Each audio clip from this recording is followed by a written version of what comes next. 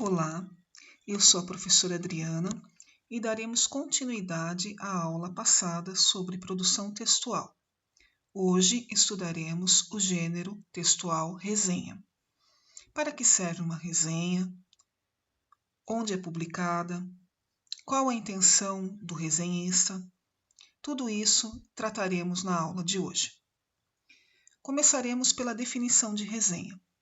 A resenha é um texto publicado em jornais e revistas ou mesmo na internet com a intenção de propagar para os leitores o resumo da obra e também, muitas vezes, o ponto de vista do resenhista. Na verdade, é uma indicação de leitura.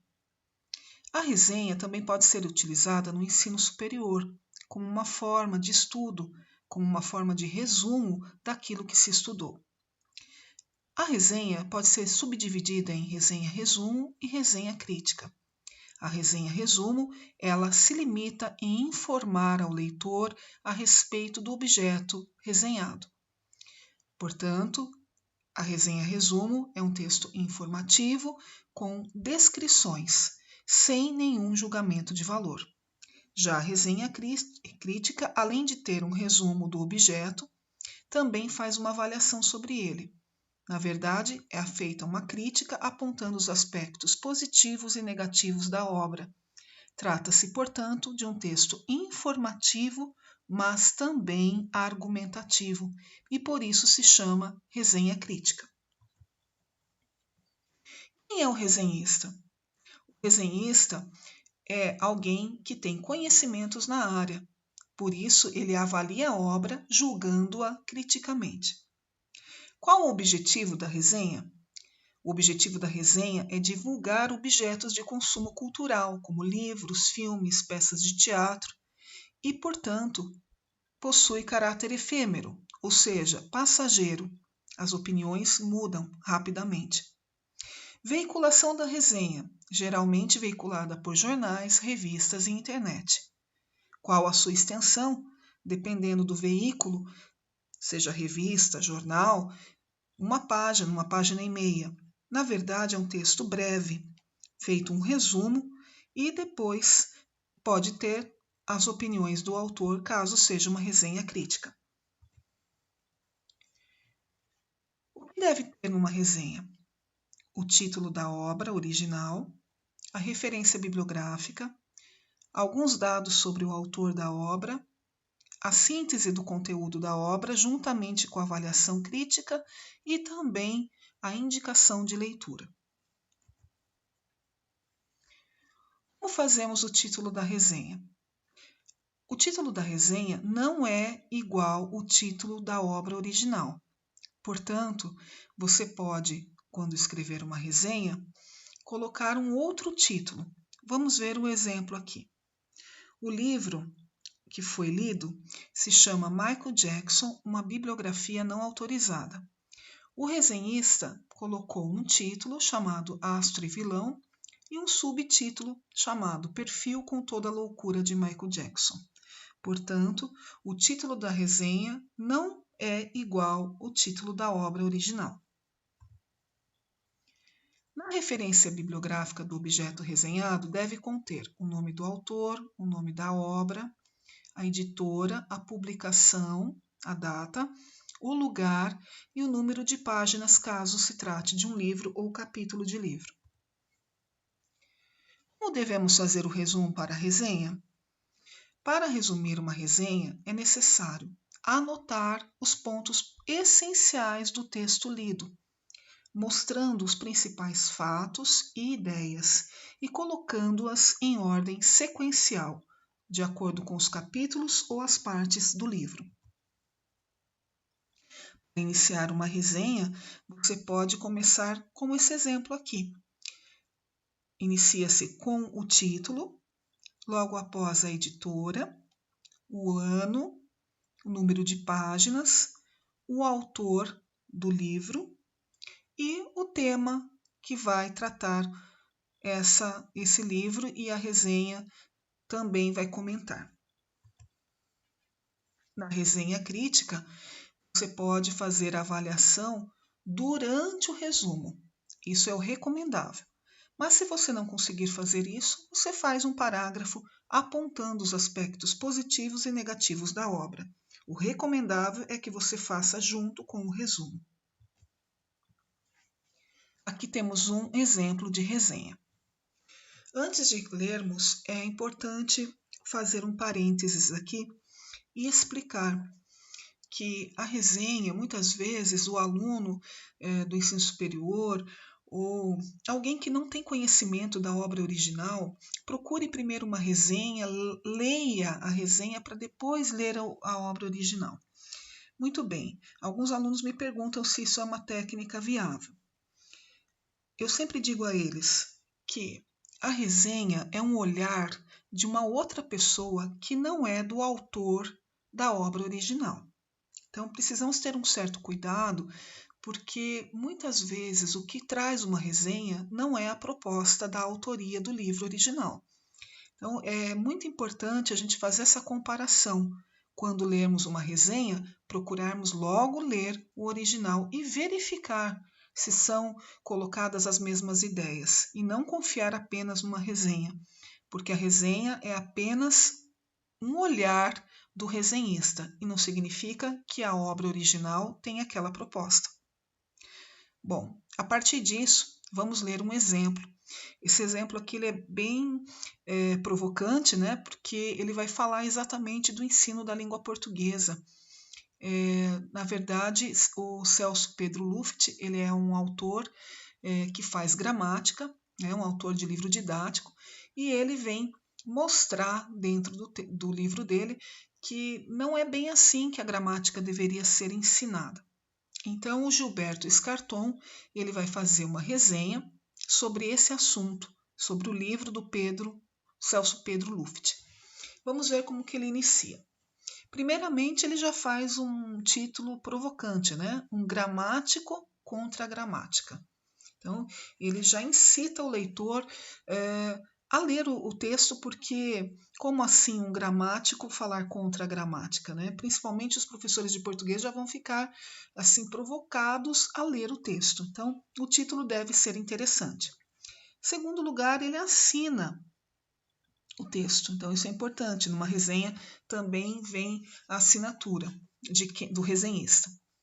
Logo depois, ele coloca o título do livro, Língua e Liberdade, por uma nova concepção da língua materna e seu ensino, a editora, o ano, número de páginas, o autor, que é o gramático Celso Pedro Luft, e o tema, que é um conjunto de ideias que subverte a ordem estabelecida no ensino da língua materna por combater veemente o ensino da gramática em sala de aula. Então, ele já trata aqui, mostrando o tema do livro. Logo depois, nos próximos parágrafos, percebe-se que ele vai tentar fazer um resumo. No entanto, vamos verificar se dentro do resumo ele se coloca, se ele faz menção às avaliações dele.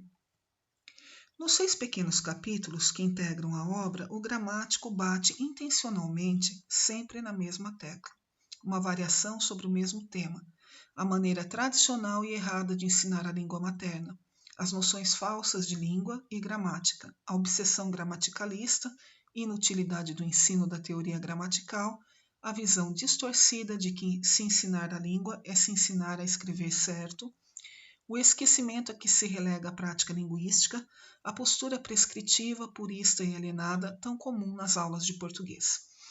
Então, nesse segundo parágrafo, ele já mostra quantos capítulos tem o livro e o que trata esses capítulos de forma geral, né? Mostrando aí que o autor vem discutir a maneira tradicional da língua portuguesa ser ensinada nas salas de aula, né? Que pode, na verdade, ser uma noção falsa de língua, mostrando que a maneira como a gramática é ensinada na sala de aula é inútil. Na verdade, mostrando que aliena o aluno, né? O aluno não consegue se aproximar da língua, na verdade tem medo de escrever por medo de escrever errado. Continuando, O velho pesquisador apaixonado pelos problemas da língua, teórico de espírito lúcido e de larga formação linguística e professor de longa experiência, leva o leitor a discernir com rigor gramática e comunicação, gramática natural e gramática artificial, gramática tradicional e linguística, o relativismo e o absolutismo gramatical, o saber dos falantes, o saber dos gramáticos, dos linguistas, dos professores, o ensino útil, o ensino inútil, o essencial do irrelevante. Então veja que nesse parágrafo o resenhista vai comentar um pouco sobre quem é o Celso Pedro Luft e também vai falar o que cada capítulo aí, né, vai tratar, que tipo de gramática é essa que está sendo discutida, em detrimento a quê. Então ele faz um apanhado geral, mostrando aí o que o texto do Celso Pedro Luft traz como leitura. No quarto parágrafo, ele vai continuar, né? Mas veja que o tempo todo ele está se colocando. Conforme nós vamos lendo o texto, a impressão que dá é que ele está de acordo com o Celso Pedro Luft. Essa fundamentação linguística de que lança a mão, traduzida de forma simples, com o fim de dificultar o assunto tão especializado para o público em geral, olha, ele já vai falando que todos podem ler, né? Sustenta a tese do mestre e o leitor facilmente se convence de que aprender uma língua não é tão complicado como faz ver o ensino gramaticalista tradicional. Então, nesse trecho você percebe que realmente o resenhista está de acordo com o Pedro Luft, né, Celso Pedro Luft, e que indica o público, né, que seria o público em geral, qualquer um poderia ler. É, antes de tudo, um fato natural e imanente ao ser humano. Um processo espontâneo, automático, natural, inevitável como crescer. Consciente desse poder intrínseco, dessa propensão inata pela linguagem, liberto de preconceitos e de artificialismo do ensino definitório, nomenclaturista e alienante, o aluno poderá ter a palavra para desenvolver seu espírito crítico e para falar por si. Então, olha que interessante, ele está falando aí que ensinar a gramática por si mesma vai afastar o aluno de se apropriar da sua própria palavra.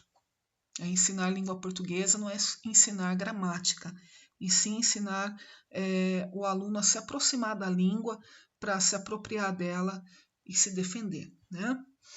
No último parágrafo, ele vem fechando o texto. Vamos ver como ele conclui.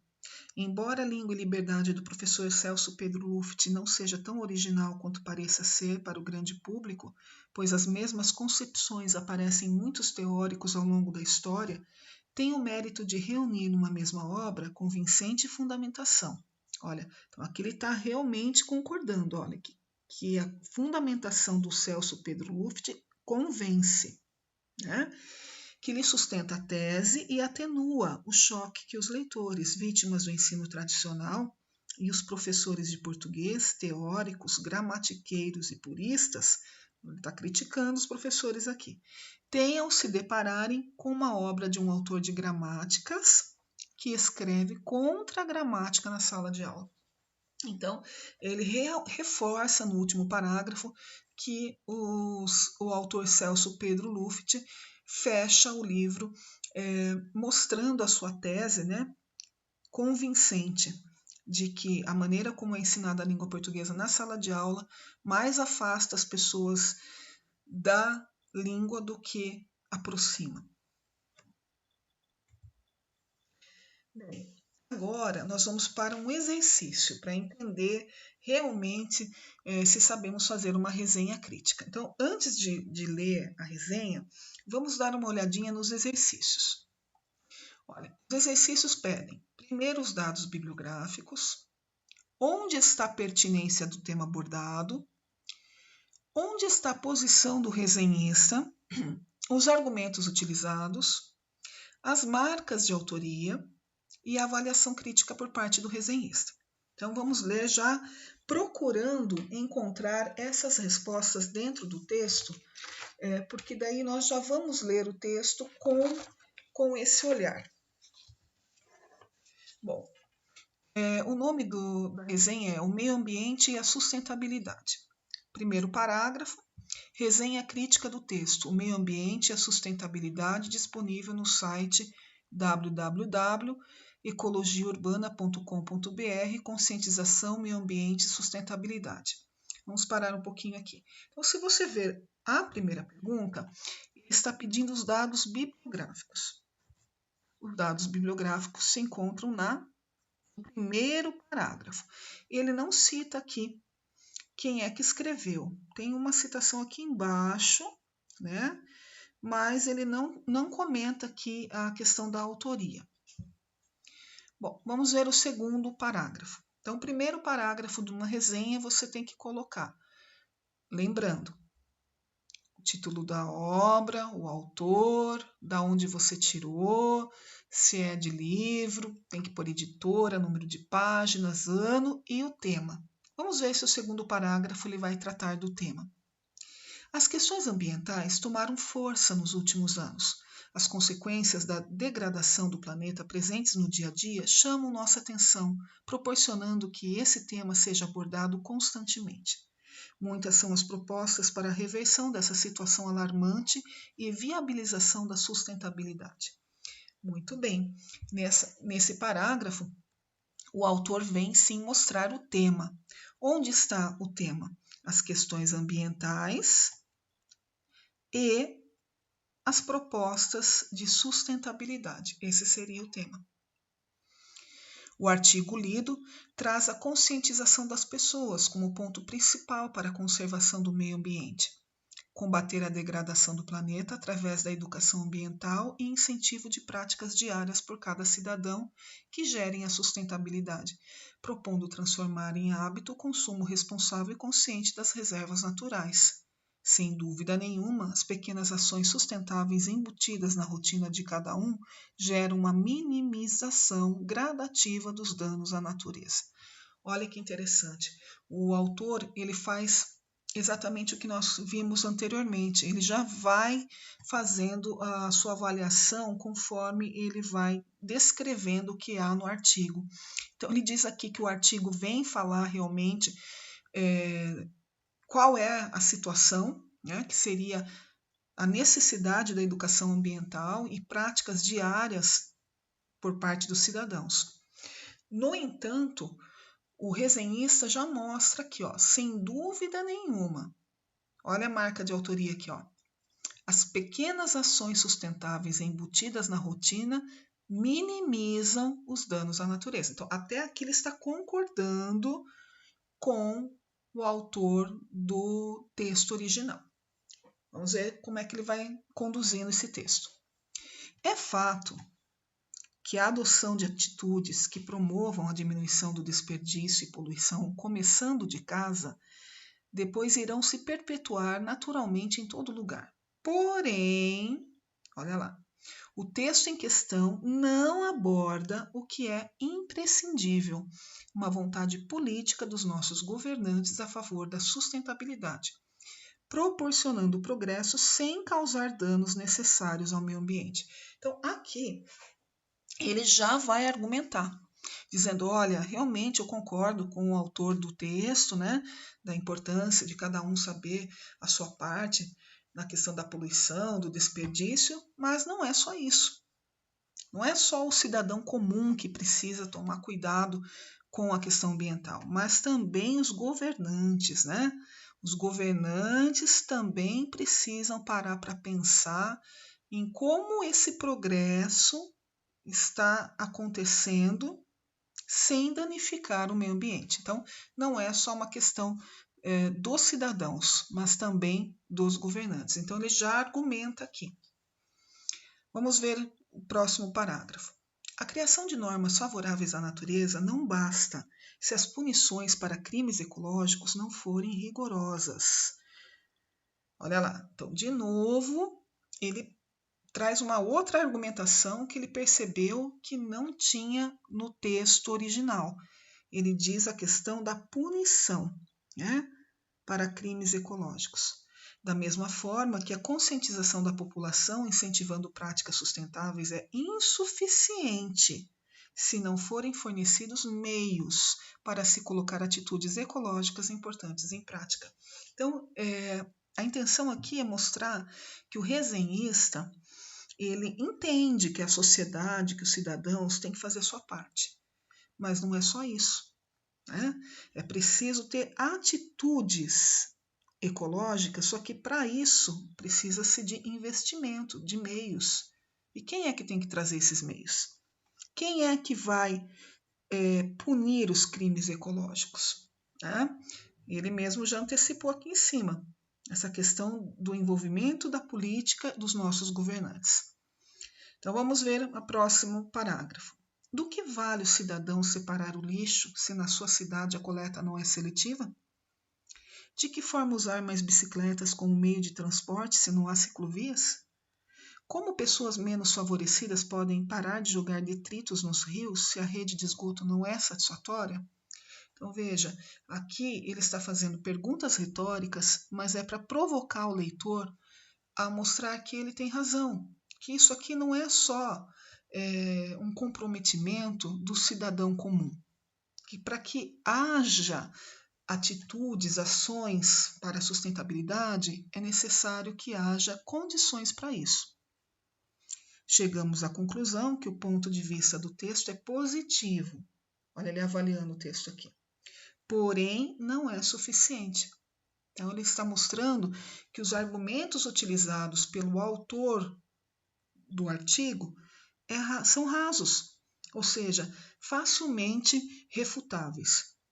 É necessária a junção das forças tanto sociais quanto políticas para promover verdadeiramente a sustentabilidade. Então, ele já traz a resposta, né? Por que não é suficiente? Porque ele não falou da questão política aqui, que só o cidadão comum não vai resolver a questão da sustentabilidade. Só através do equilíbrio entre ações e conscientização será possível se promover o desenvolvimento, sem comprometer ainda mais o meio ambiente. Então, ele termina o texto sintetizando o que ele disse anteriormente. Então, a próxima pergunta, pertinência do tema. Onde está a pertinência do tema? Está no segundo parágrafo, onde ele vem mostrar, né, que é necessário combater a degradação do planeta, né, e incentivar as práticas diárias, porque senão, como é que nós vamos sobreviver? Né? Então, seria a pertinência está no segundo parágrafo. Posição do resenhista sobre o artigo. Então, aqui você vê que ele acha o artigo positivo, mas, porém, insuficiente, ou seja, não trouxe argumentos convincentes. Argumentos utilizados pelo resenhista, lá no segundo parágrafo, ele concorda, né, da necessidade das ações sustentáveis por parte das pessoas, mas também diz que é necessário que governantes se envolvam, né, a favor da sustentabilidade. Depois ele diz que é necessário punições para crimes ecológicos e que a população sozinha não vai conseguir resolver isso, que é necessário condições, né? Seriam os argumentos. Marcas de autoria, onde é que ele se coloca? Aqui, nesse momento, no segundo parágrafo, ele fala sem dúvida nenhuma, isso aqui ele está se colocando. É fato que, depois ele também se coloca aqui nas perguntas, né, retóricas, e no próprio verbo, como primeira pessoa do plural. Ele se coloca aí também. Avaliação crítica por parte do resenhista, o tempo todo ele coloca em xeque, né, o texto original, como se explicando o que faltou dentro do texto original, né? Faltou esse envolvimento da questão dos governantes, porque só a população sozinha não consegue resolver um problema tão grande quanto a questão da sustentabilidade. Bom, feitos os exercícios, é necessário agora partirmos para a prática. Vamos fazer uma produção de resenha a partir de um vídeo. Nesse caso, precisamos anotar as partes discutidas no vídeo para fazer o resumo, não esquecer dos dados bibliográficos, do autor, da pertinência do tema e já fazer a avaliação crítica indicando a leitura ou indicando para quem seria esse vídeo. Portanto, queridos, é necessário praticar. A escrita só se aprende escrevendo. Boa prática, até a próxima.